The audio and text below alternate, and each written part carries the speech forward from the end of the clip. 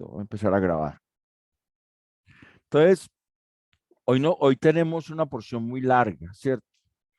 Que es Hebreos 3, del 7 al 4:16. Vamos a, a mirarla porción por porción. O sea, del 3:7 al 19, de 4 del 1 al 10 y 4 del 11 al 16. Pero teniendo en cuenta el versículo 7 y 8, ¿cierto? El versículo 7 y 8 dice: por lo cual, como dice el Espíritu Santo, si oyereis hoy su voz, no endurezcáis vuestros corazones, como en la provocación en el día de la tentación en el desierto. Es claramente una advertencia. Y aparece ahí la expresión, como dice el Espíritu Santo. Ese verbo decir, está en presente del indicativo, lo que quiere decir que siempre dice. No es algo que dijo, no es algo que va a decir, sino algo que dice siempre. Entonces, lo mismo que está diciendo, advirtiéndonos a nosotros sobre lo que pasó con Israel, porque él toma como referencia, el autor de Hebreos toma como referencia lo que pasó con Israel en el desierto, que a pesar de Dios haberle dado la promesa de entrar a la tierra prometida, no alcanzaron a entrar. Solamente entraron dos, que fueron, ay, espérate un momentico, yo tengo que frenar esto, que fueron Caleb y Josué. Los demás todos quedaron en el desierto. O sea, el Espíritu Santo está advirtiendo que si oímos su voz, y ya pues el autor de Hebreos nos viene diciendo en el capítulo 1, versículo 2, que en estos tiempos nos ha hablado por el Hijo. Buenas noches. Buenas noches, hermana Lucelena. Que en estos tiempos Dios nos habla por el Hijo. O sea, su voz es a través del Evangelio, a través de la palabra escrita, y que ese mensaje es de mucha más relevancia que el mensaje de la ley. En Hebreos 2:3 dice cómo escaparemos si descuidamos una salvación tan grande que fue anunciada primeramente por el Señor. Entonces, empieza a advertir a la iglesia. Recuerde que hay un contexto en que el grupo de los hebreos al que el autor dirige la carta está siendo llevado o animado a volver atrás por los conciudadanos de ellos o compatriotas que no se habían convertido y por la cuestión de la persecución que había sobre la iglesia en la ciudad de Roma. Entonces, el Espíritu Santo está recordando lo que pasó con Israel, porque aquí ese reposo está simbolizado por la tierra prometida en estos primeros versículos del 7 al 19. Y ahí vamos a encontrar una característica de Israel que es la obstinación de espíritu contra Dios. O sea, ese endurecer el corazón, es obstinarse, es algo que es propio del espíritu humano corrupto, caído, obstinarse y rebelarse contra Dios. Entonces hay una advertencia del Espíritu Santo de que nosotros como creyentes no creamos que tenemos un mejor corazón que el que tenía Israel, que el que tenían ellos en el desierto. Que no creamos que eso les pasó a ellos, pero que no nos va a pasar a nosotros. Y esa primera parte es importantísima porque nosotros tenemos que entender que el mismo corazón humano, que es el espíritu caído, el espíritu que se rebela contra Dios por naturaleza, por la obra de la caída.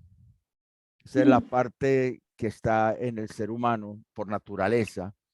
Sigue siendo igual de engañoso, sigue siendo igual de perverso, como Jeremías 17:5 dice. A la hora que Por favor, hermano Luca, me cierra el micrófono si es tan amable. a la factura de las láminas, de lo que Por favor, me cierra el micrófono, desactivar audio. Porque a la hora de irse ahí, listo. ¿sabe cuánto me va a cobrar? Por decir, bueno, yo le uso ahí. Listo. Ahora, entonces, esa primera advertencia es para nosotros, como era para los hermanos allá, los hebreos. Y allá vamos a encontrar unas características de esa obstinación propia del espíritu humano. Características que se ven ahí en esos versículos. Listo. La primera característica es que ellos provocaron a Dios. O sea, el corazón humano provoca a Dios. El corazón obstinado, el espíritu obstinado, provoca a Dios rebelándose contra su mensaje de tal manera que tienta a Dios y lo prueba. Dice el versículo 9, donde me tentaron vuestros padres, me probaron. Entonces, tentar a Dios significa examinar a Dios para poder aprobar lo que Dios dice. Eso fue lo que hizo el pueblo y el autor está nombrando un pasaje en particular que es el agua de Meriba, el agua de la roca de Meriba, Masac, y citando al Salmo 95, donde el salmista David dice eso, del versículo 7 al 9, habla de esa dureza de corazón que hubo en el pueblo allá. Cuando el pueblo hizo irritar a Dios. Entonces, esa primera característica es provocar a Dios, provocarlo, hacerlo irritar. Una característica de un corazón, un espíritu rebelde natural que hay en cada ser humano por la caída. ¿Cómo podemos nosotros caer en lo mismo? El Señor Jesucristo en los evangelios le dijo a los fariseos que la generación mala y adúltera pedía señal, pero que señal no le sería dada, sino la señal del profeta Jonás. Y se los dijo en un contexto en que ellos vinieron a tentarlo, a pedirle señal para creer que él era el Hijo de Dios. Lo mismo, ¿a quién le aprendieron ellos? ¿O a quién le aprendió el ser humano a hacer eso? Si usted recuerda en Mateo 4, en la tentación, lo primero que el diablo le dice a Jesús es, si eres el Hijo de Dios, dile a estas piedras que se conviertan en pan. O sea, hay una examinar a Dios, escudriñar a Dios, poner a prueba a Dios para poderlo aprobar.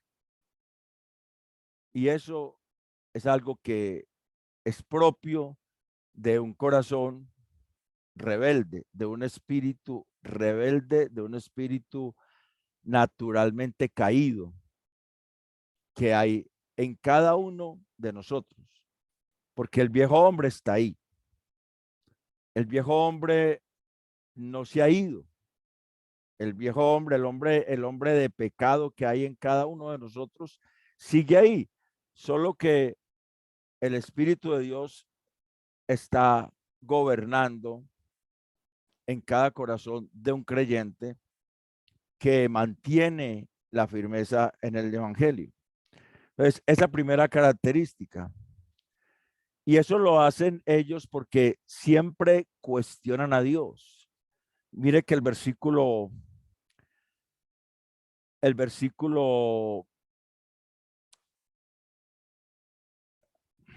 a ver, y vieron mis obras 40 años.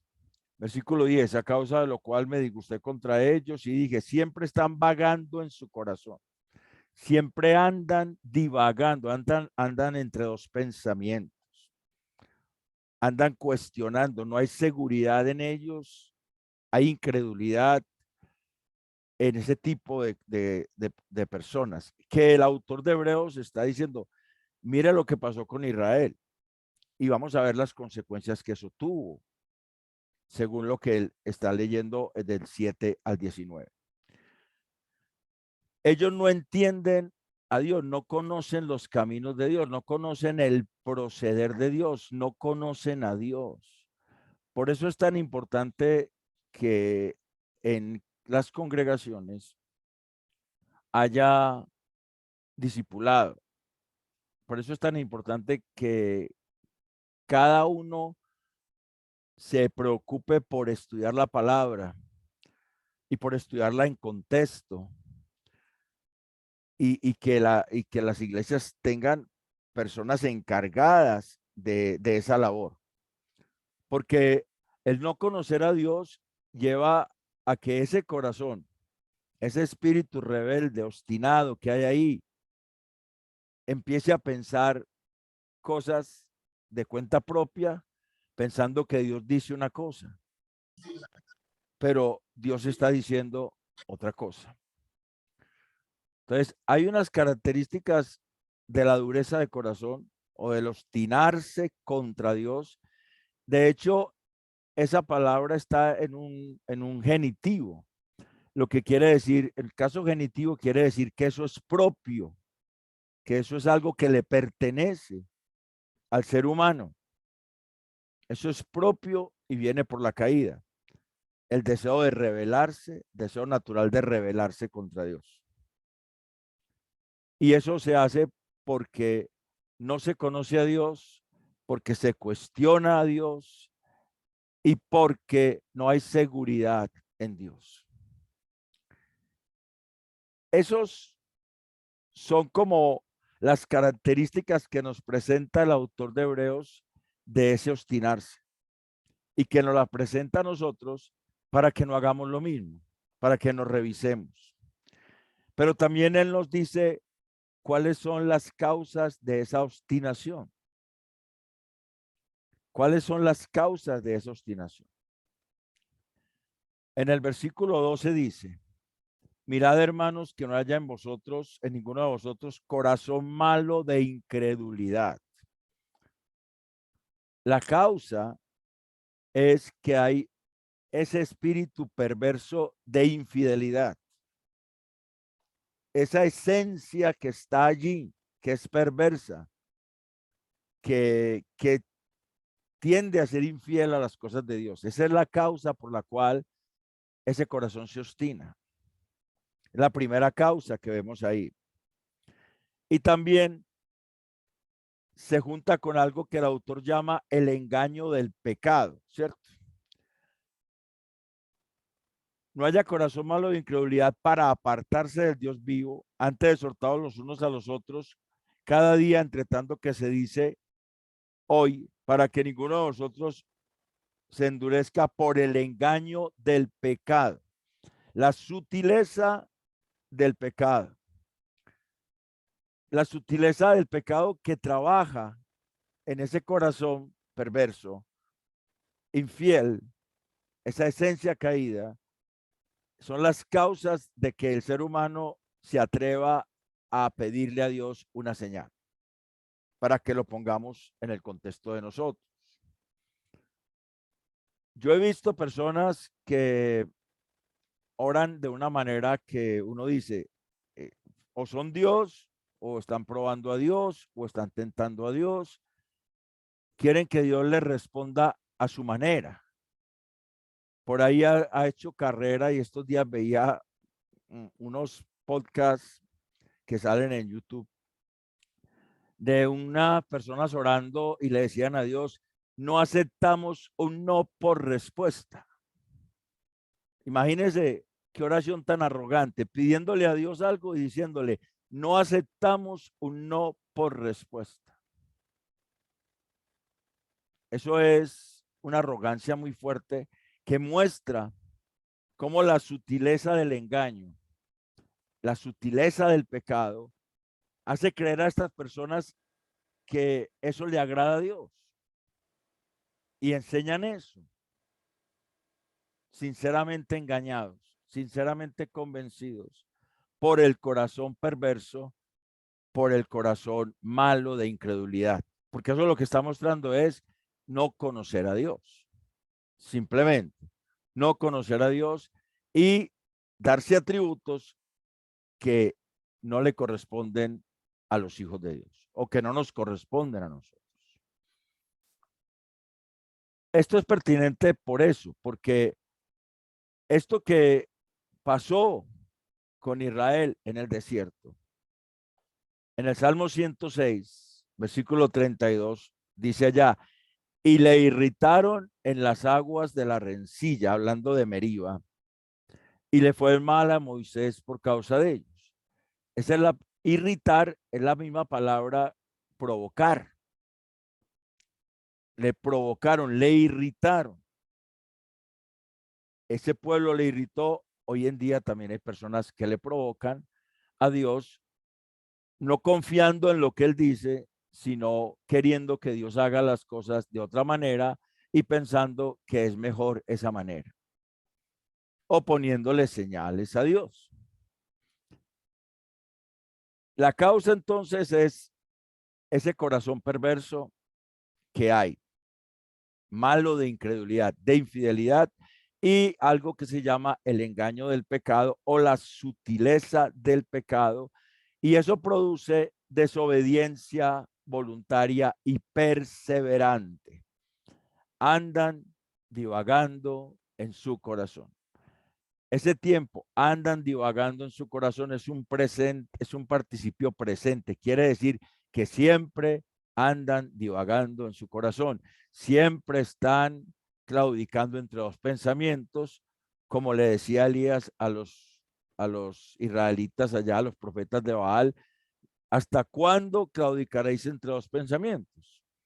Si Jehová es Dios, entonces adorarle, y si Baal es Dios, entonces servirle.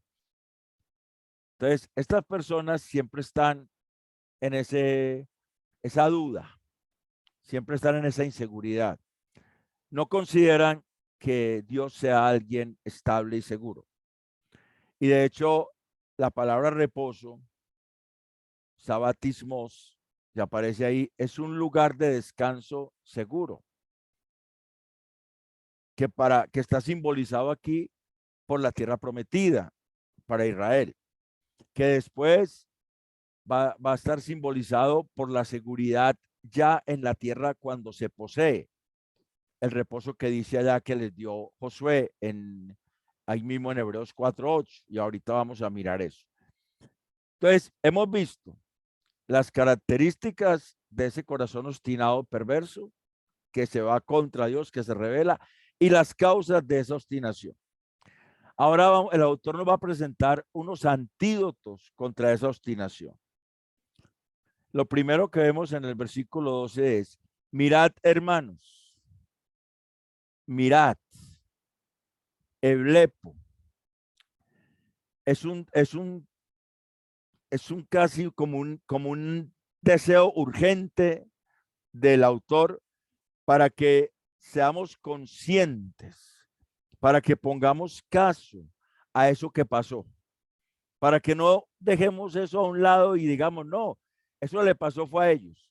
No, él está diciendo, mire, tienen que poner cuidado, porque si a ellos les pasó, a ustedes también les puede pasar. Y si Dios actúa así con ellos, con ustedes también puede actuar así, porque es su carácter. Él no cambia. Él es el mismo de ayer, de hoy, por los siglos. En él no hay sombra ni mudanza de variación. Él no cambia. Entonces, si actuó con ellos, con unas consecuencias que vamos a mirar enseguida, también esas consecuencias pueden ir contra aquellos que creen que son hijos de Dios porque están en un grupo de creyentes, que es lo que está tratando el autor de Hebreos, porque está hablando a personas que las está animando a seguir adelante, porque hay unos que se están desanimando y quieren volver atrás. Y hay un contexto sociopolítico que les está ayudando a que se vuelvan atrás. Como nosotros vivimos en un mundo que siempre nos está jalando a que volvamos atrás. Es el mismo contexto, simplemente que no tenemos una persecución militar nosotros, pero sí tenemos una influencia muy fuerte de un mundo que cada vez es más perverso y que cada vez va mostrando y va mostrando que la vida no tiene nada que ver con Dios, las leyes ya se van apartando de Dios, ahora todo lo que Dios dijo en la palabra, eso ya no vale. Mucha gente está creyendo eso y el creyente puede desanimarse si no se da cuenta que ese corazón dañino, perverso, de incredulidad, de rebeldía que había en esos israelitas en el desierto, es el mismo corazón que hay en nosotros hoy.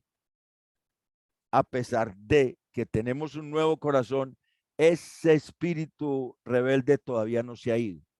Y en cualquier momento, por la sutileza del pecado, se puede salir y llevarnos a provocar a Dios, a tentar a Dios, a examinar a Dios, pedirle señal para que haga lo que queremos y entonces así aprobarlo a él, que era lo que el pueblo de Israel hacía en el desierto.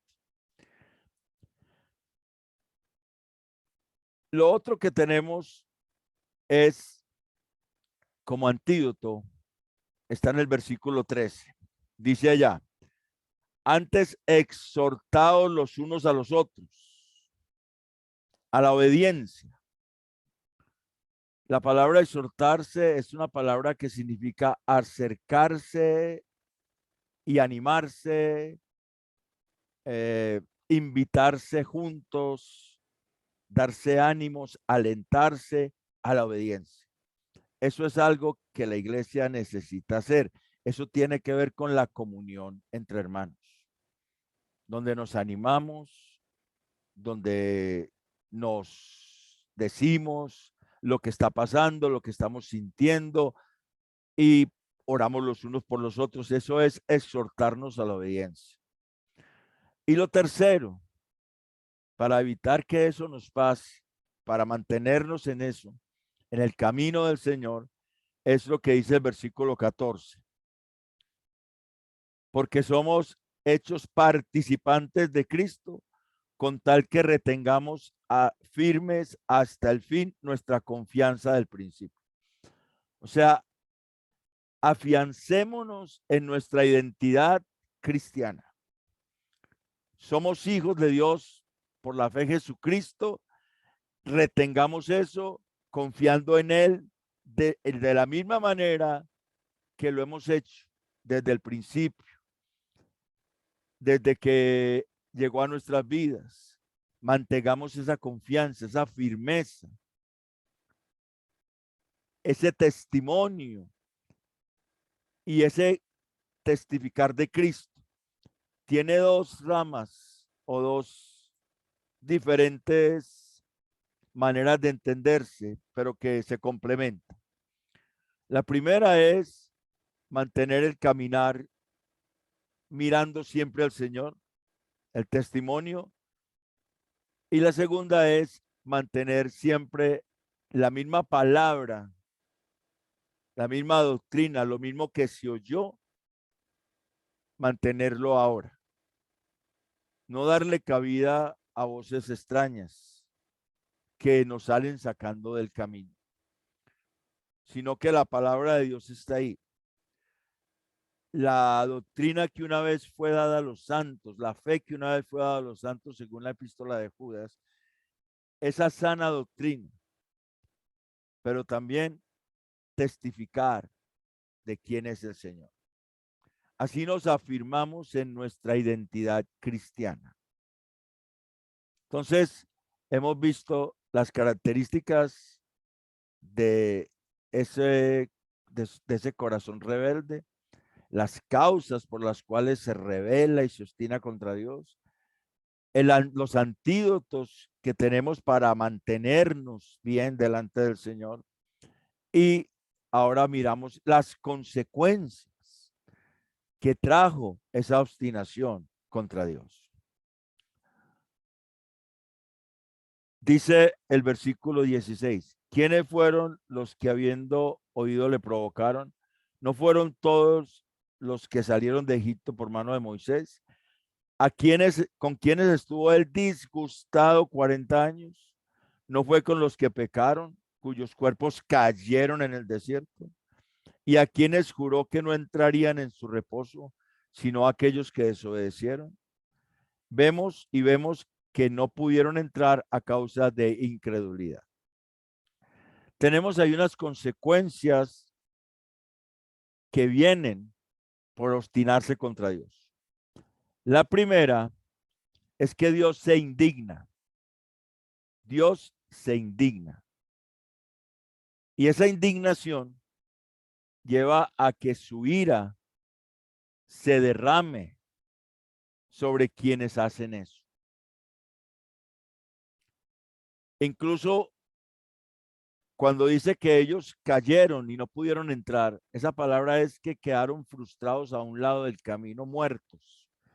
O sea, él juró. Aoristo primero juró, lo hizo una vez allá con Israel, en su ira. O sea, esa palabra jurar es la palabra decretar. Él decretó.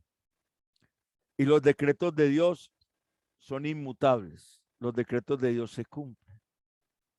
Él decretó que no iban a entrar en su ira porque él se airó con ellos por la actitud de ellos, por la actitud de estarle provocando, de incredulidad, de desobediencia.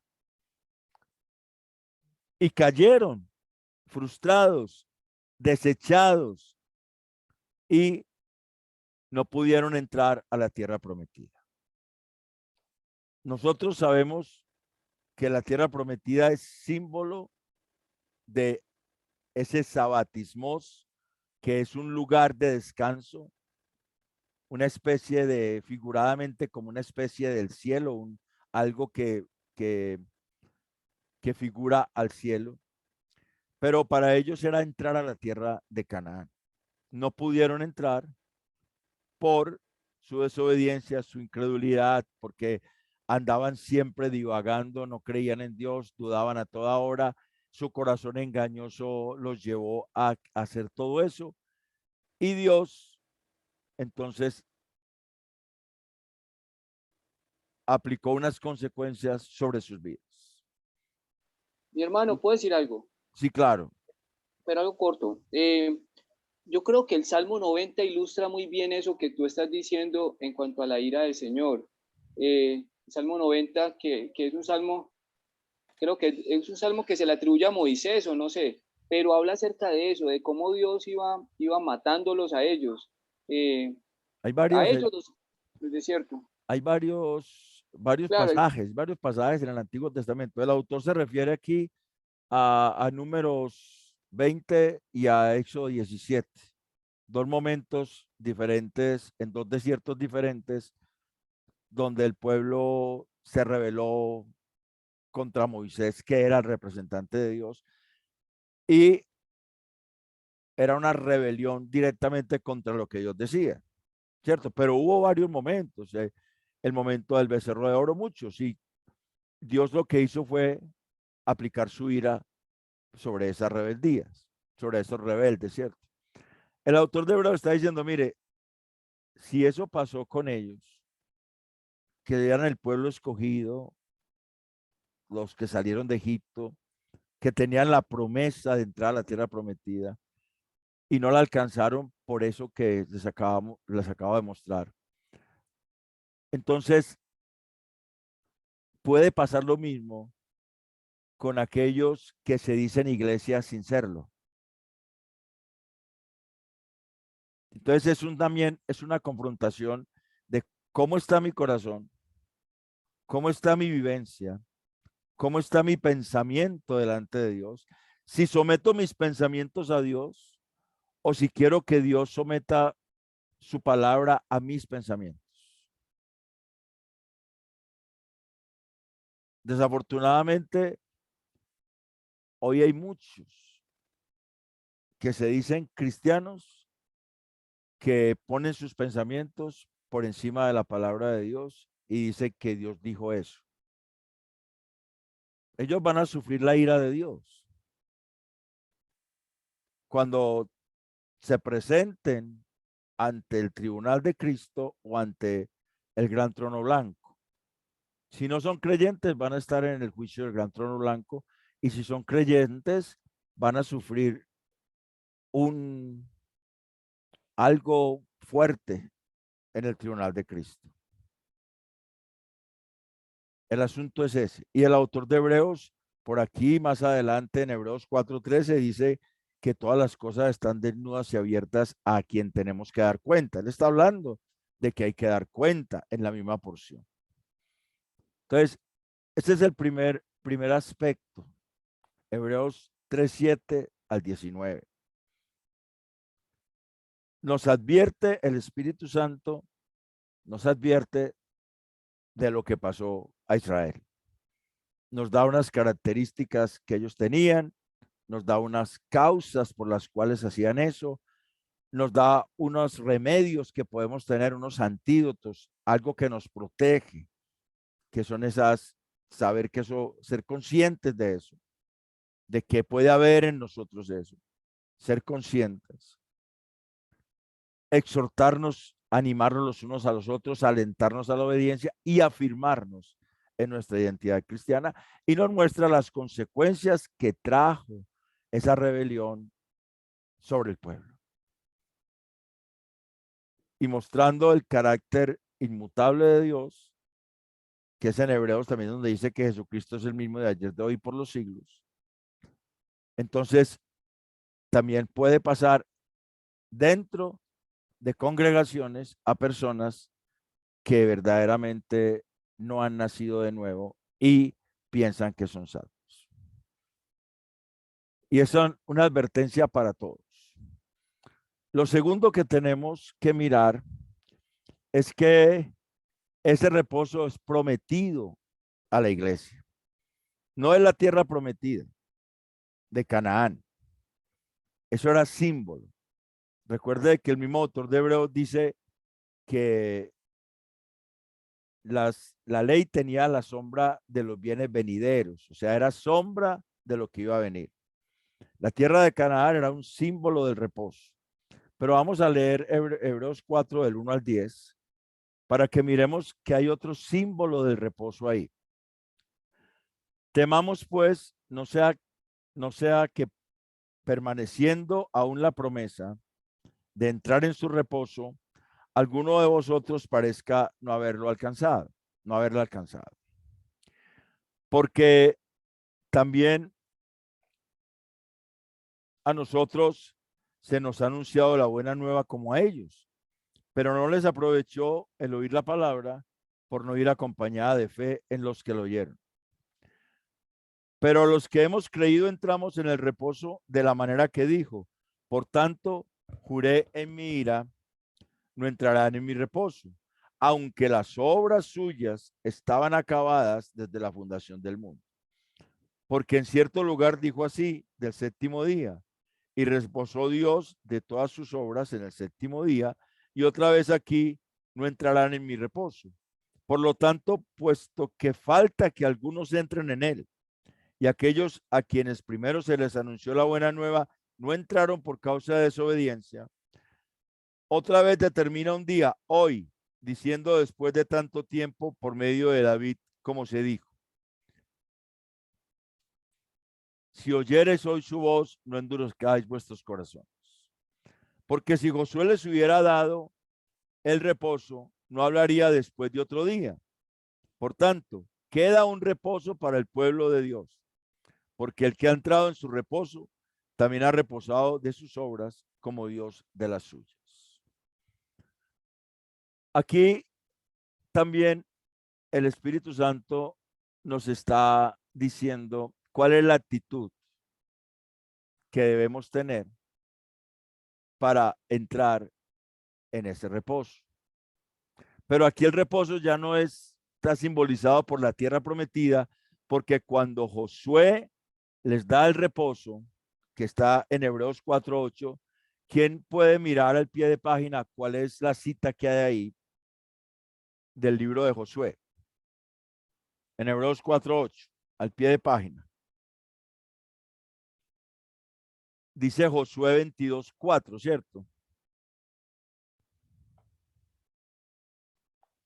Entonces, cuando vamos a Josué 22:4, nosotros leemos allí: ahora pues, que Jehová vuestro Dios os ha dado reposo a vuestros hermanos, como lo había prometido, volved, regresad a vuestras tiendas, a la tierra de vuestras posesiones, que Moisés, siervo de Jehová, os dio al otro lado del Jordán. Solamente que con diligencia cuidéis de cumplir el mandamiento y la ley que Moisés, siervo de Jehová, os ordenó, que améis a Jehová vuestro Dios y andéis en todos sus caminos y que guardéis sus mandamientos y le sigáis a él y le sirváis de todo vuestro corazón y de toda vuestra alma.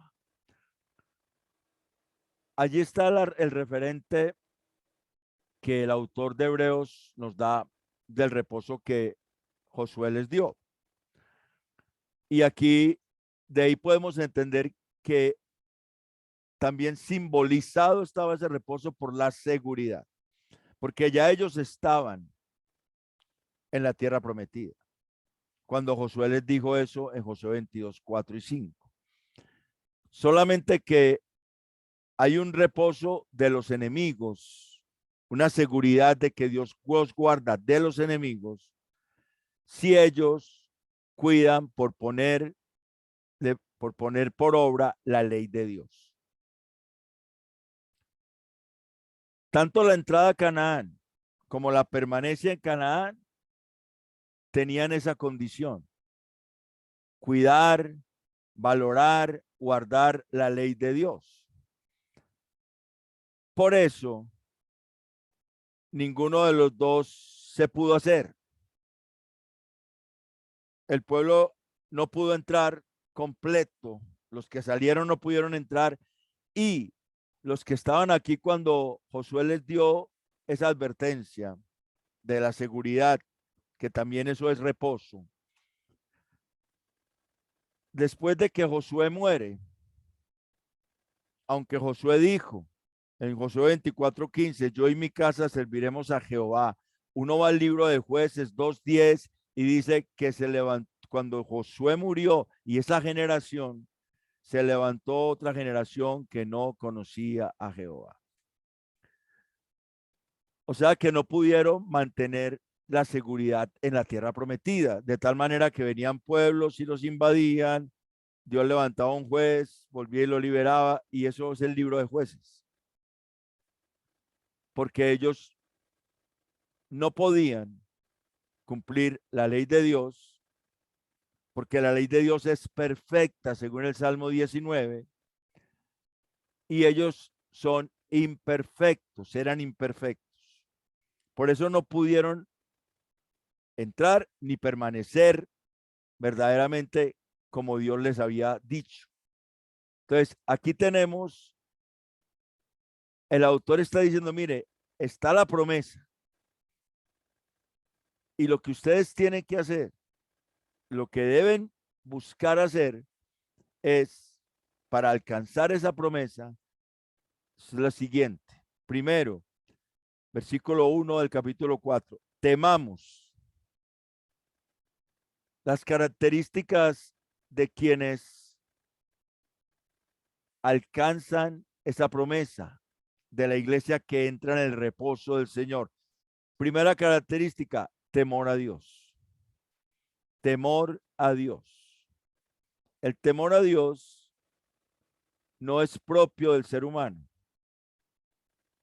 El temor a Dios es algo que viene por el Espíritu Santo. Isaías 11:1, el Espíritu Santo también dice ya que es espíritu de temor de Jehová. temer a Dios es asombrarse de Dios, maravillarse de las maravillas de Dios, exaltar a Dios por su grandeza y reverenciarlo porque es Dios. Esa es una característica que debe haber en la iglesia que va camino a entrar en ese reposo, en la eternidad, en la seguridad que da la eternidad en Cristo. Nosotros somos de Cristo, somos salvos y estamos en una carrera, como el autor de Hebreos más adelante lo dice en Hebreos 12, que sigamos la carrera, porque tenemos una gran nube de testigos. Corramos esa carrera y nos despojemos del peso y el pecado que nos asedia. Nosotros vamos en esa carrera y en esa carrera vamos a tener que mantener ese temor a Dios, que es una obra del Espíritu Santo en la vida de la iglesia. Por eso el Espíritu Santo en esta segunda parte nos está diciendo que podemos entrar y nos está diciendo que Él es el que nos ayuda a entrar y qué es lo que debemos tener. Primero, temor de Dios. Y el temor de Dios no es que le tengo miedo a Dios por un castigo. El temor de Dios que está revelado progresivamente en la Escritura es una palabra que significa reverenciar a Dios y no querer hacerlo entristecer por amor. Por ese amor que se derramó en el corazón, por el Espíritu Santo. Temamos pues, no sea que permaneciendo aún la promesa de entrar en su reposo, algunos de vosotros parezcan no haberlo alcanzado.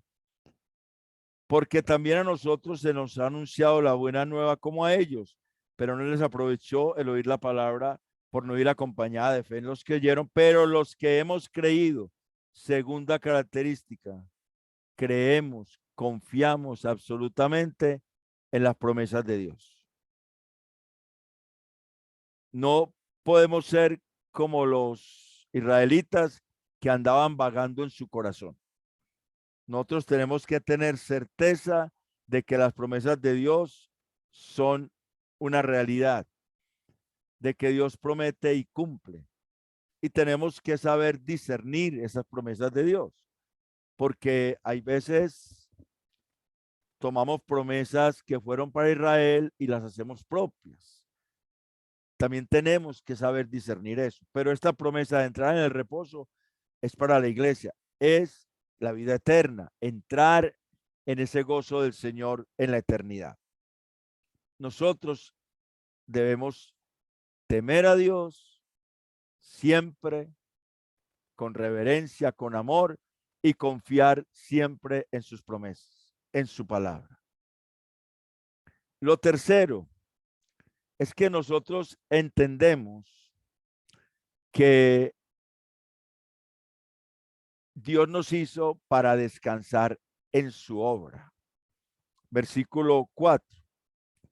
Porque en cierto lugar dijo así del séptimo día, y reposó Dios de todas sus obras en el séptimo día, y otra vez aquí no entrarán en su reposo. El autor está diciendo, mire, Él hizo todo, y al séptimo día reposó. Y al sexto día hizo al hombre. El hombre fue hecho para reposar en la obra de Dios, y la iglesia fue hecha para reposar en la obra de Cristo. Por eso la iglesia entiende también que el reposo no es un día, sino una persona, nuestro Señor Jesucristo. Entendemos eso, conocemos a Dios, sabemos que Dios nos hizo para descansar en Él, sabemos que Jesucristo vino a volver a poner al hombre en el reposo de Dios, en su obra salvífica, y entendemos que Él ya entró en el reposo y confiamos en Él porque en Él también entramos en ese reposo. Son esos asuntos que tenemos que tener claros para poder apuntar hacia esa vida eterna siempre con seguridad. Si Él ha prometido darnos la vida eterna, pues Él lo hará.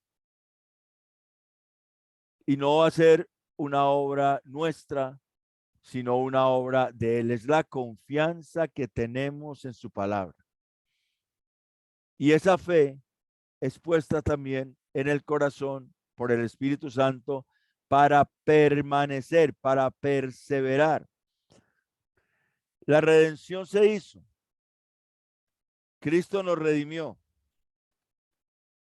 Nos liberó del pecado, de la esclavitud del pecado. Nos puso a paz con Dios.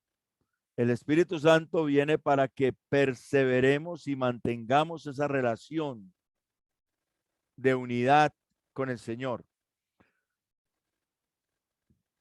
De igual manera, ellos fueron sacados de Egipto. Dios los sacó con brazo extendido de Egipto.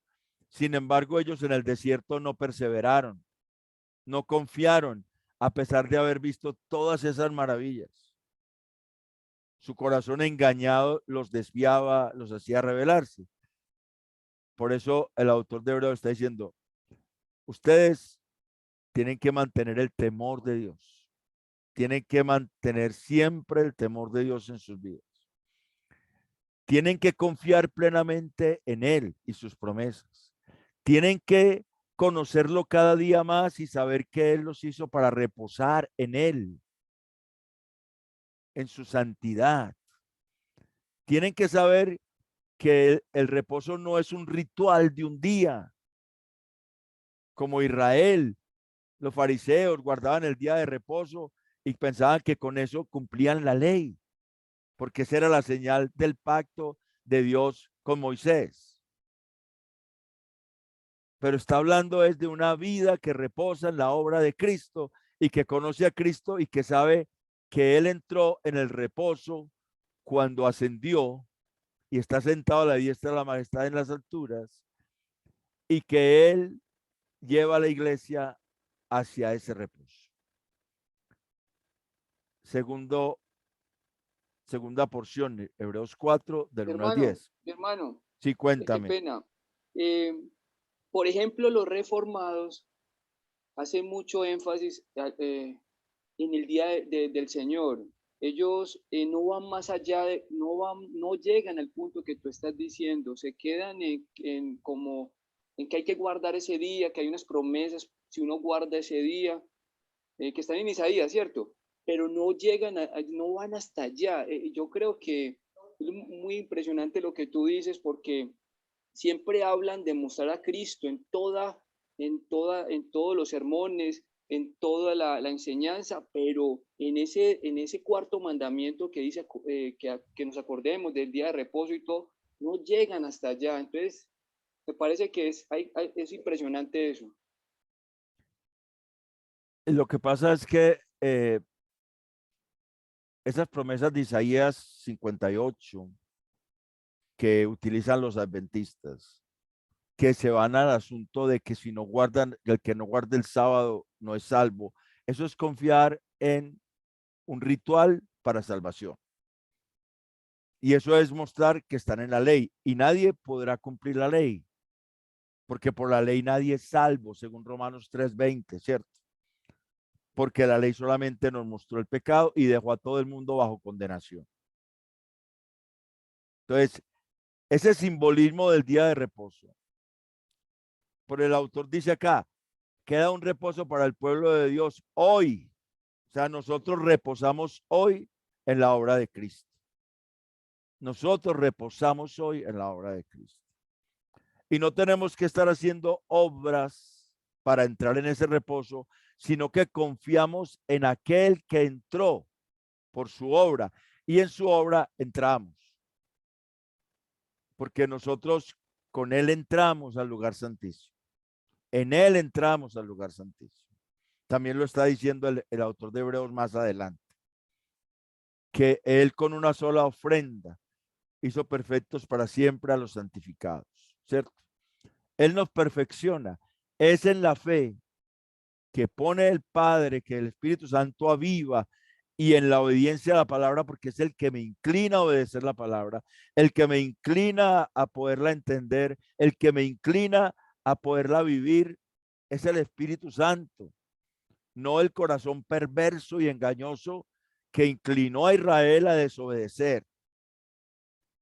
Y nosotros tenemos que avivar siempre ese fuego del Espíritu Santo en nuestras vidas a través de la lectura, la meditación y el estudio de la palabra. Porque es Él el que nos va llevando. El Señor nos redimió. Ya voy a darte la palabra, mi hermano. El Señor nos redimió.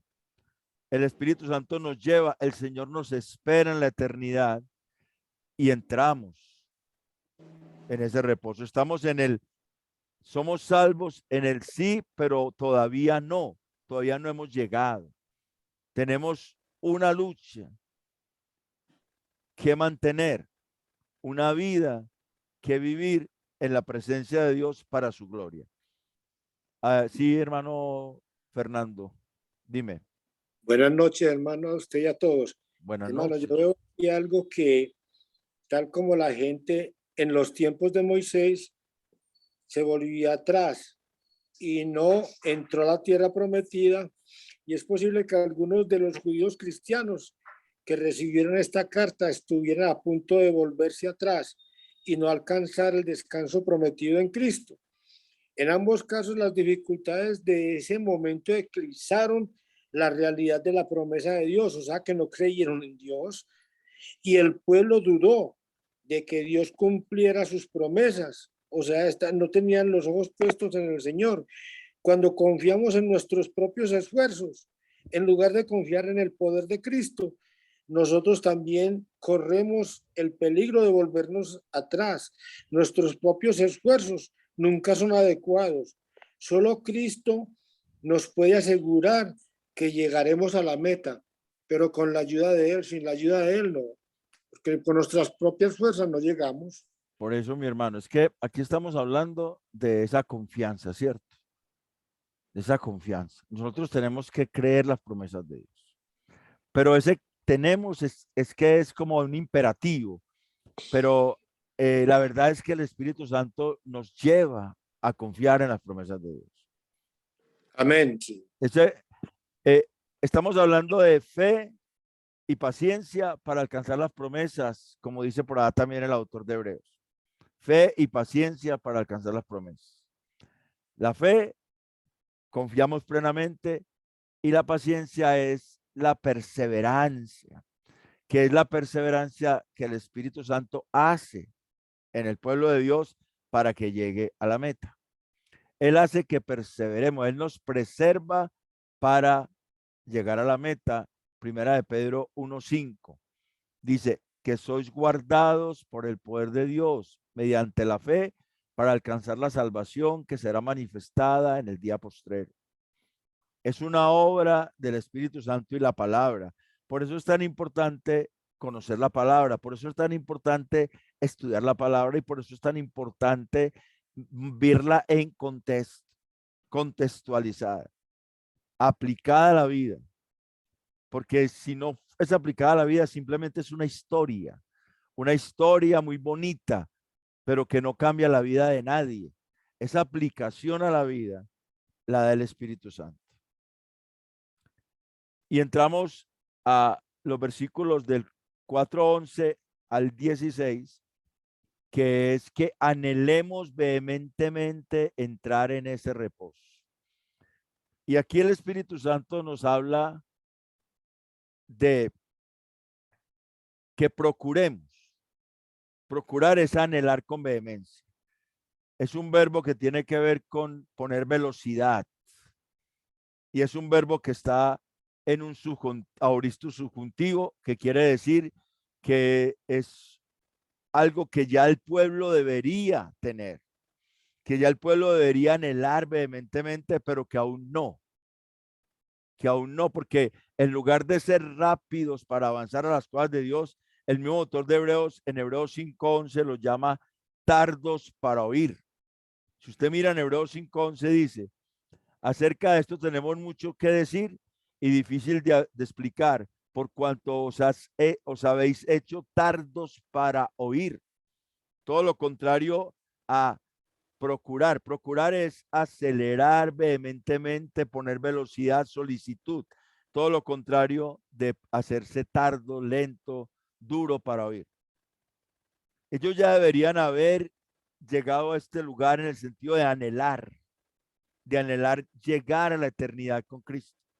Todavía están dudando si seguir adelante o volver atrás por las persecuciones, por el hostigamiento social que los mismos conciudadanos o compatriotas les están haciendo. Están dudando si Cristo verdaderamente vale la pena o no.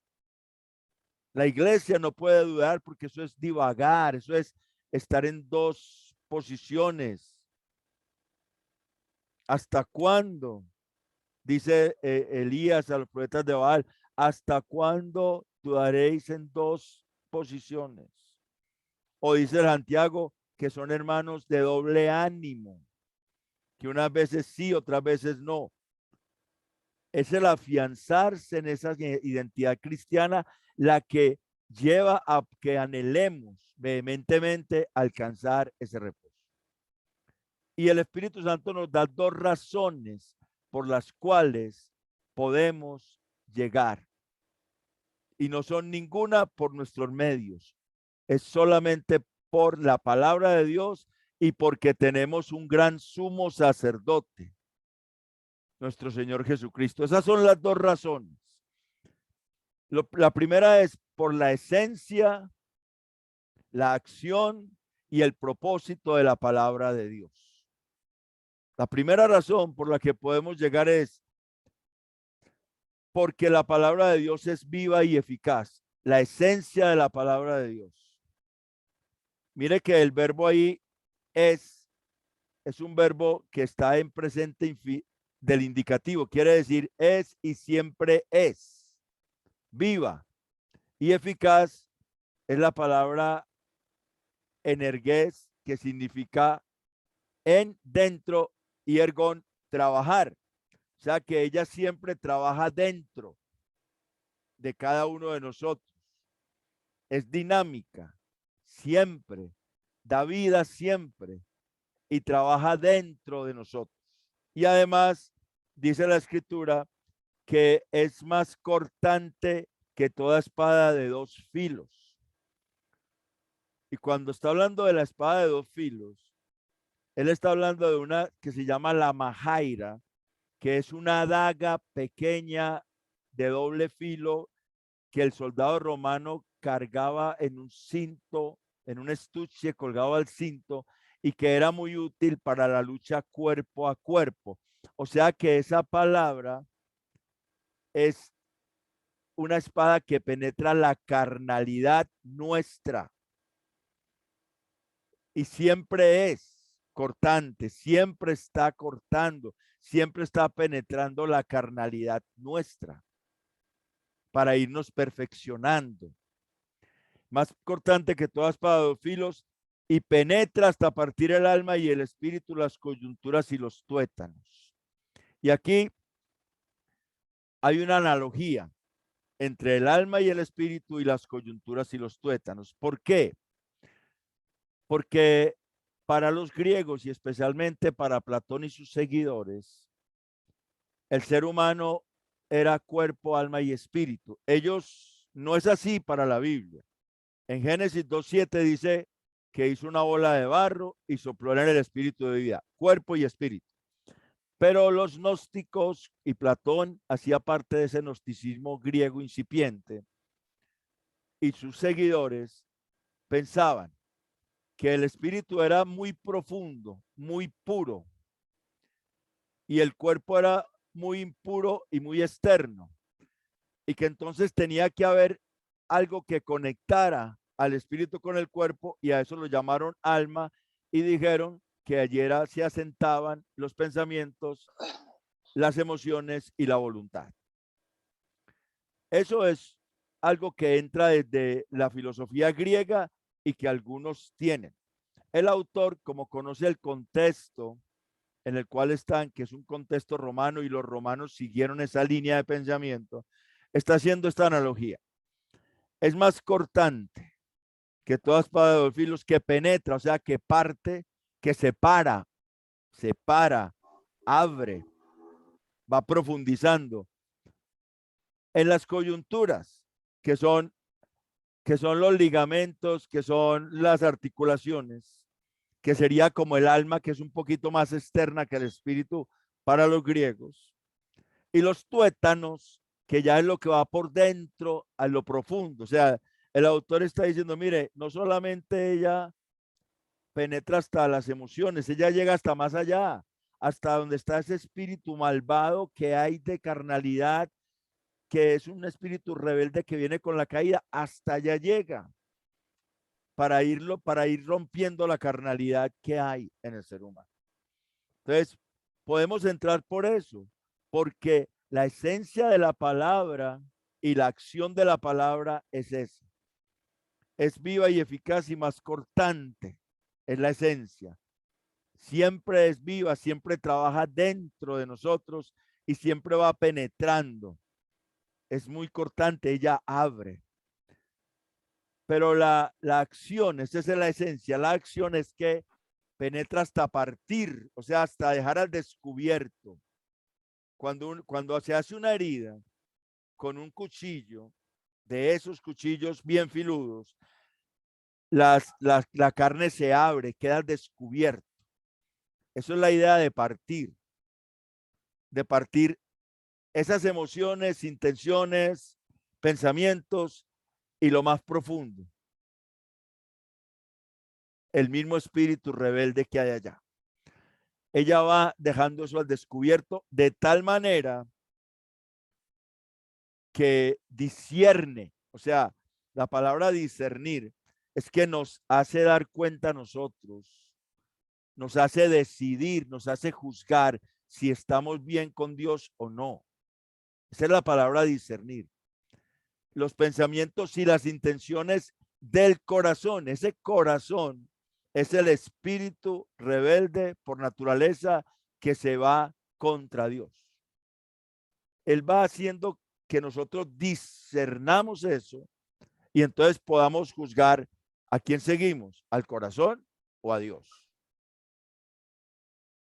Por eso es que podemos entrar, por la acción de esa palabra. Y dice, y no hay cosa creada que no sea manifiesta, o sea que todo sale a la luz, todo lo que haya dentro de nosotros, Él nos lo va a sacar a luz por la palabra. Nos va a mostrar y nos va a dejar al desnudo. Al desnudo quiere decir, va a quitar esa cubierta que el mismo engaño del pecado haya puesto. Y va a estar abierta, va a estar expuesta. Una herida abierta, una herida expuesta. De tal manera que Él discierne pensamientos, intenciones y deja ese espíritu expuesto. Deja ese espíritu allá y nos damos cuenta lo peligroso que es seguir el corazón. Seguir el corazón es peligroso. Jeremías 17:5. Engañoso es el corazón y perverso más que todas las cosas. Por eso la guianza perfecta es la guianza de la palabra. Y el propósito de la palabra es llevarnos a darles cuenta. ¿A quién? ¿A quién es el que tenemos que darle cuentas? ¿Quién es el que va a juzgar? Jesucristo. Jesucristo va a juzgar según Juan 5, ¿cierto? Porque es el Hijo Amén. del Hombre. Entonces, aquí tenemos algo, usted que es abogado, hermano Carlos, que el derecho universal se conoce que nadie puede ser juez y fiscal al mismo tiempo o juez y abogado al mismo tiempo. Así es. Aquí tenemos al juez que al mismo tiempo es nuestro abogado, el Así sumo es, sacerdote. Así es. Entonces, tenemos al que le vamos a dar cuenta, pero también ese mismo es nuestro sumo sacerdote. Por eso podemos entrar. Porque Él es nuestro sumo sacerdote. Como primera de Juan 2:1 dice, hijitos, esta cosa os digo para que no pequéis. Pero si alguno hubiere pecado, abogado tenemos para con el Padre, a Jesucristo el justo. Nuestro sumo sacerdote es la segunda razón por la cual podemos entrar. Por tanto, teniendo un gran sumo sacerdote que traspasó los cielos. Mira la categoría del sumo sacerdote. El Hijo de Dios que traspasó los cielos, que ya se sentó a la diestra de la majestad en las alturas, que es el que entró en el reposo eterno. Teniendo ese gran sumo sacerdote, Jesús el Hijo de Dios, retengamos nuestra profesión, mantengámonos firmes en nuestro común reconocimiento doctrinal. Porque tenemos dos razones para entrar: la palabra de Dios y el gran sumo sacerdote. Porque no tenemos un sumo sacerdote que no puede compadecerse de nuestras debilidades. La palabra compadecerse es la palabra tener empatía. Él puede tener empatía de nuestra fragilidad. Él sabe que somos débiles. El mismo autor lo dice, sino uno que fue tentado en todo según nuestra semejanza, pero sin pecado.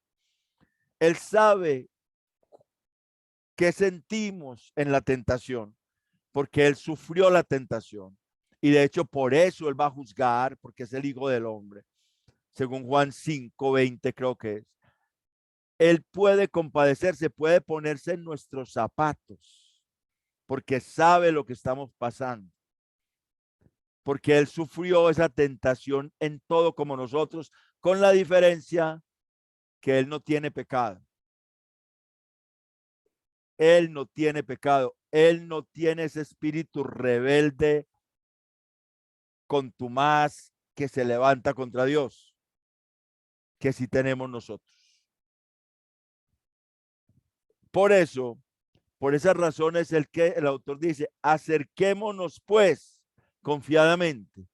Y esa palabra acerquémonos es una palabra que está en un modo subjuntivo, que significa que es un deseo del autor, que nos está invitando a acercarnos, a aproximarnos, a venir a Cristo confiadamente, o sea, puesta la fe en Él. Al trono de la gracia. No nos está diciendo que nos acerquemos al sumo sacerdote allá al templo, como los judíos, sacerdote arónico, sacerdocio arónico o levítico. Nos está diciendo al trono de la gracia.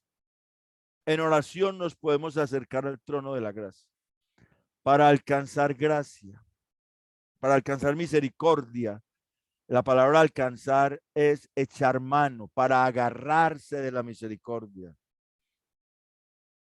Ese sumo sacerdote provee misericordia. Por eso ya el autor el Hebreo nos ha dicho que él es fiel y misericordioso sumo sacerdote.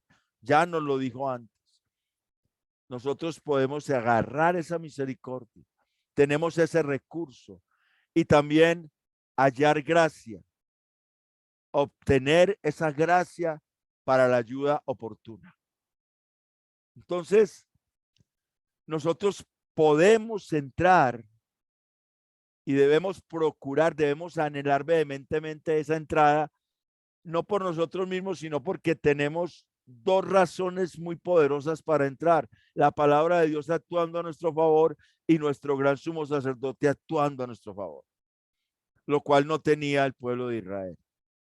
Entonces, por eso es que yo he titulado este mensaje, y se los dije a lo último, para poder alcanzar como en el tiempo, porque la porción era muy larga o es muy larga.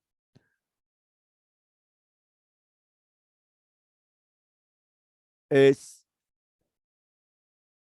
el título que le di es solo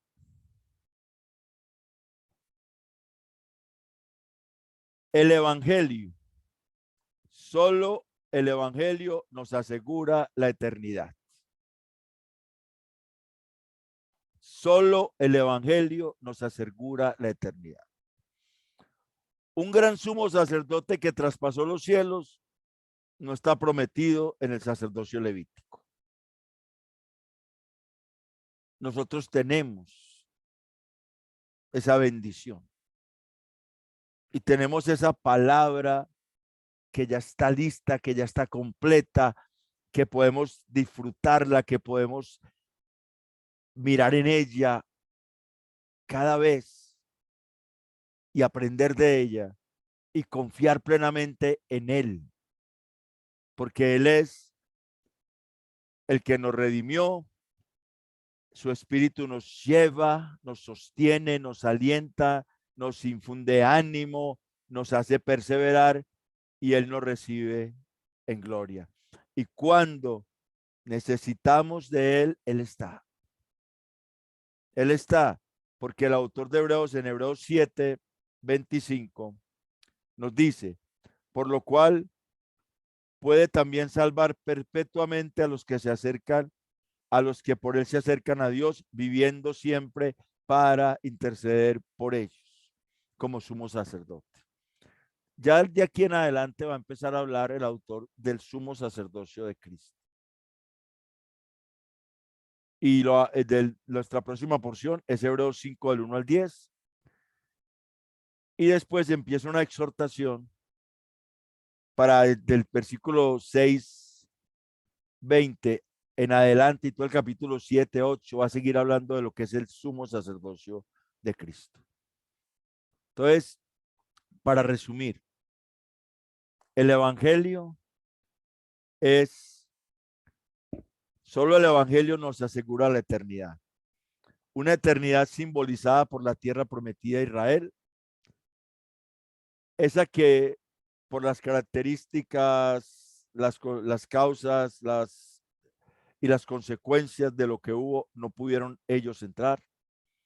Pero es una eternidad prometida a la iglesia, Hebreos 4 del 1 al 10, que nos habló de ser temerosos de Dios, creemos al anuncio de Dios, conocemos a Dios, entendemos que la seguridad no es un día, sino una persona, y reposamos en su obra porque Él entró en el reposo eterno.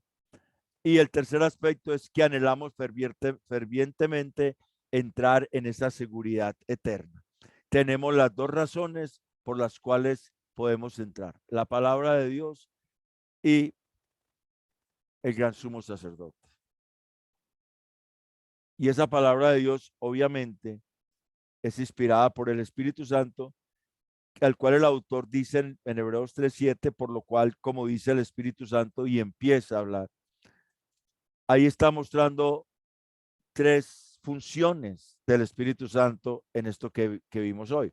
La primera es recordarnos todas las cosas. Él os recordará todo lo que yo os he dicho. Él os recordará, os enseñará todas las cosas. Que es Hebreos 3:7 al 19. La segunda es mostrarnos, animarnos, llevarnos. Y la tercera es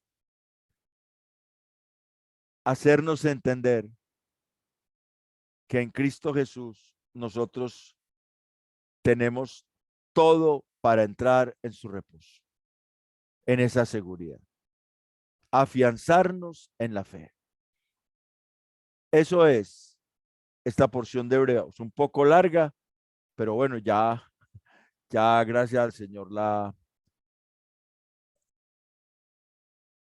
pudimos